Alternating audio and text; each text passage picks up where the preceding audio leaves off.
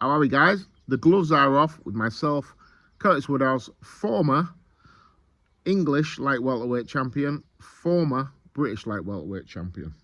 I've not done a video since the Eubank Junior Conor Benn fight, so I thought I'd just jump on and just... Oh, and also as well, since the last video, I've had Adrian King fight over in Germany. My heavyweight prospect who's gone to 5-0 after a devastating knockout. A peach of a left hook, absolute peach. Don't know if any of you guys have seen. I put it on my shorts on my YouTube channel, and it's been all over my social media. It's had like 200,000 views. Cracking shot, great finish, great performance by him. Away from home as well, the first time we've managed to get him abroad to fight, and a few things were quite different. He said after it's the most nervous he's ever been for a fight. It's just different being on foreign soil, isn't it? And Adrian's a very, I won't say shy kid, but he's a quiet kid. He's so all these new experiences, then to get in there and fight. The guy was big as well, about 6'6.5", the guy that he boxed, and yeah, a lot of things kind of where you're a bit, oh, how's he going to handle this situation? But I always say about Adrian, he's not an Alexander Usyk, he's not a master boxer, that's not him at all, but he has devastating power in either hand, left hook or right hand. If he hits you clean, you're going. And yeah, and that's the one thing I've been kind of drilling into him. I'm going to get him super fit, he's super tough, he's got a good chin, and once he steps up the levels, once he is losing a couple of rounds or he loses a round, to stay focused, stay disciplined, because you are always in the fight when you've got that type of power. So yeah, really happy for him. 5-0 now. He's boxing in Sheffield June the 14th, then in Hull on June the 28th, and then we have another trip abroad to Amsterdam. Next one, he's got another fight lined up in July. So a really busy period for Adrian. And Harry Powell as well, my other fighter that I train and manage. He's making his professional debut on June the 28th as well. So I'm out in my garden at the minute. Looks lovely, doesn't it? I don't know if you can see the grass, but I'm waiting for somebody to get cut. For somebody to come and cut it, sorry. If we leave it any longer, it's going to be like a forest out here. And I just wanted to talk about training, really, and a discussion I had in the gym yesterday with Adrian and Harry about being rubbish. I always carried a mentality with me. Well, not always, that's a lie. I lost a fight. I won't say who it's against, 'cause I don't want to discredit anyone. I never made any excuses for any of my losses, ever.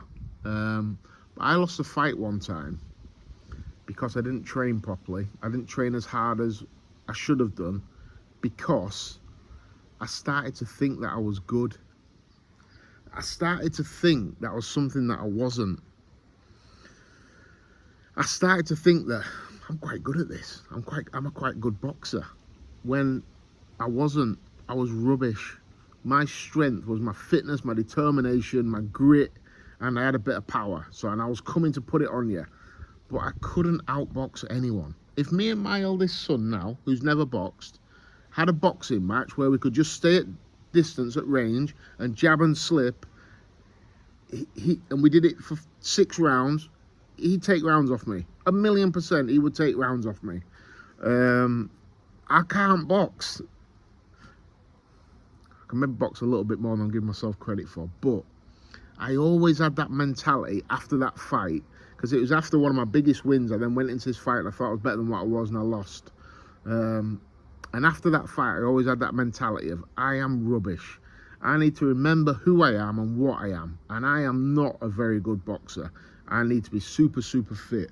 And I just reminded the lads yesterday, because I could just feel like we were 3, 4, 5% down on what I was expecting from them in a certain thing we were doing in the gym, and I had to give them a bit of a, not telling off, it's the wrong word, but I just had to remind them, oi, you two are not good enough to be just taking your eye off the ball by 1%. You ain't good enough. Harry Powell had 24 amateur fights, won 18, I think. Never got past the regionals as an amateur. Never got into like the national finals or anything like that. And Adrian had 2 amateur fights. So I had to remind them, you two are not good enough to start thinking when we're doing 25 press-ups, you do 24. I'm not saying that was the case. It was something else. You ain't good enough. You've got to remember, you two are rubbish. Adrian had 2 amateur fights. You got no experience. Harry, you never got out the regionals as an amateur. So you two need to slow yourself down. And remember, you ain't very good. So if I tell you to do 25 press-ups, you do 27. You do 30. If I tell you to do 10 star jumps, you do 15. Because you ain't good enough. And I told them the story about my story about losing the fight. And they might have been thinking, bloody hell, give us a break. Because it was a hard session. But I just think it's really important that fighters, once they start getting a little bit of success, because listen, both of them are flying. Harry's flying in the gym, sparring brilliantly, sparring some top fighters and some top prospects and doing really, really well. And Adrian's been Adrian. Like I said, he's 5-0. He's knocked 4 out now, and he's going on leaps and bounds. If I didn't tell you he'd only had 2 amateur fights, there's no way you'd know. Technically, he's very, very good, and he's got crazy power. But I think as a coach, sometimes you always have to, when you see 1% drop off, you've got to get on it, because that 1% becomes 10% before you know it. And I'm taking my eye off the ball, they're taking their eye off the ball, and then all of a sudden something goes wrong on fight night, and then we sit back and think, I should have nipped that in the bud when I first saw it. So I just explained the story to him and just reiterated to him, you two are not very good. Nobody's signing you two when you first turn pro. Nobody's banging down my door and saying, oh, please, can we sign Harry Powell, the guy who's never got out the regions as an amateur? Can we sign that Adrian King, who's had 2 amateur fights, won them both on points, didn't look spectacular at all? You know, Eddie Hearn's not ringing me, Frank Warren's not ringing me, so you two need to remember who you are. And yeah, it was harsh, but I think it's a really important message for young fighters, because they can get a little bit of success early and start to think that there's something that they're not. You need to remember what got you there. What got me to a level was the commitment and dedication to training that I had. Nobody out-trained me. Nobody. Because I always had that mentality of, I'm rubbish. Even now when people talk to me, I always say, I was not very good. I was rubbish. And I'm, like I say, I'm probably downplaying my ability, because I must have had somewhere. But my ability was,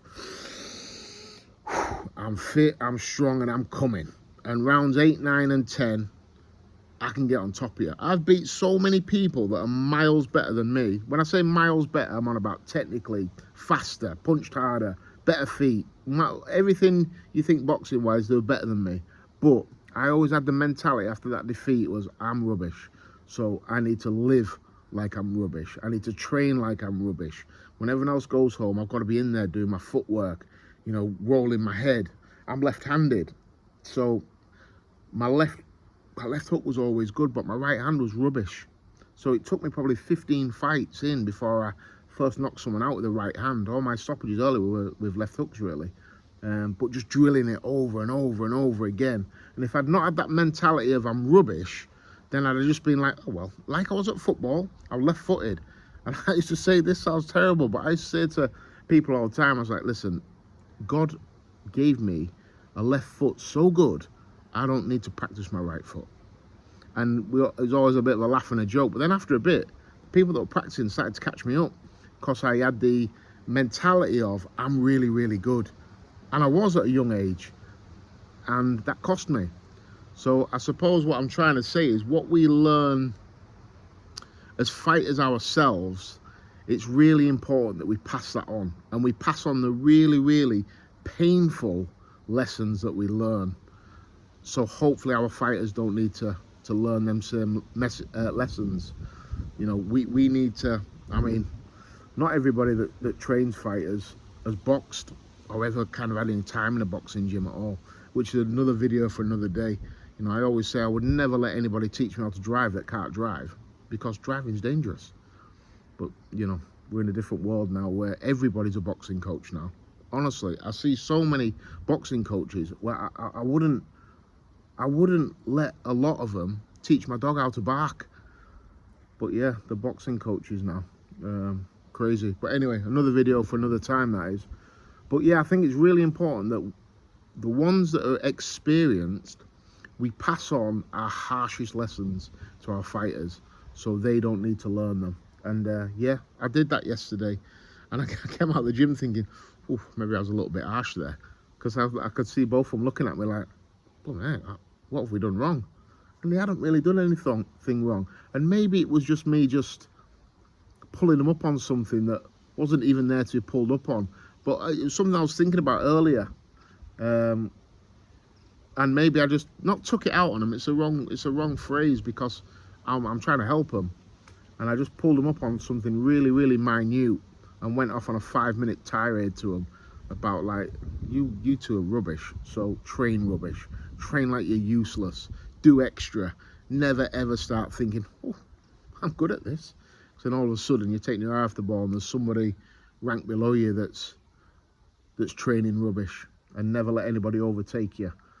Always be going forward, always wanting to be doing more. Yeah, I was just trying to drill that into them. I just thought I'd share that with you guys. I'll obviously share the last couple of weeks. I know I've not been on. But yeah, hope you're well. Hope you're all good. Hope you're enjoying the sunshine. It's beautiful. Absolutely. It's like my garden now. It's amazing out here. Grass needs cutting, but it's another story. And it's fight week, isn't it, for Fisher, Dave Allen 2. Be interesting what everybody's thoughts are on that one. Before the first one, Adrian had sparred quite a lot of rounds with Dave Allen. And I actually did a video saying this is not an easy fight for Johnny Fisher at all. And it turned out that way. The rematch, I think we will see a more switched on Johnny Fisher and understanding what you've got in front of him with Dave Allen. I think the problem with Dave Allen is when you're facing him is nobody thinks he's any good. But like I said, I've been up close. I mean, he's sparred loads of rounds with Adrian. I don't know, they've probably done 50 rounds. So I've been up close and personal to seeing Dave. So I know how talented he is. But I just don't think people understand that Dave's good. So I think the first fight will do Johnny Fisher a world of good, because he will know exactly what he's getting in with this time. I'm really looking forward to the fight. Really like both guys. Johnny's a really nice guy. Met him a couple of times. One time down at his house when his dad, Big John, was doing a few bits with It Starts Monday. Lovely, lovely family, great people. And Dave's a really nice guy as well, but he is prickly. But deep down, Dave's a big cuddly teddy bear, isn't he? So two really good kids, really good for British boxing, both of them. So like last time, I'm not going to pick a winner because I don't want to upset anybody. But I think it'll be another great fight. I really do. I think Dave will be fitter. He'll bring more intensity. Johnny will be more switched on. Won't get involved. I think he'll box him from long and try and nail him with right hands coming in. And most importantly, when you nail him with right hands, he can't get greedy. If I was coaching Johnny Fisher, I would be telling him to throw a maximum of a two-punch combination against Dave. No more. You start throwing 3s and 4s against him, he gets you in that web, and he'll start hooking with you. I'm just going on the instructions I give Adrian. You can't start throwing 4 and 5 punches at Dave Allen, because he'll start throwing back with you. And Adrian said he's not a big puncher, but Adrian says he's the strongest person physically he's ever been in with. And Dave's a clubber. He clubs you around the back of the head. He hits you around the back. Yeah, he clubs. His shots are not like when you get hit like ting. It's like a.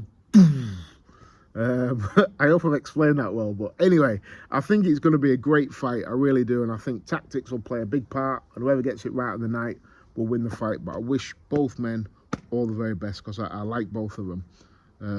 And yeah, rambled on for 15 minutes, but I just wanted to kind of explain. Yeah, what's going on in the gym, really. I'm really enjoying coaching at the moment. Really enjoying it, because I've got kids that will, I don't want to say do whatever I tell them to do or ask them to do, but listen, and they want to get better, and that makes you wake up every morning, and I want to be better as well. So really enjoying working with them, really enjoy watching their progress, and I'm really enjoying looking forward to seeing how they develop in the next 6 months to 18 months. I think both are going to turn into fantastic fighters. Hope you all guys, good to be back. I'll try and do a couple more this week if I've got something I feel like I want to talk about. It probably will be the Fisher-Allen fight. I might do a little breakdown about how I see each fighter winning the fight.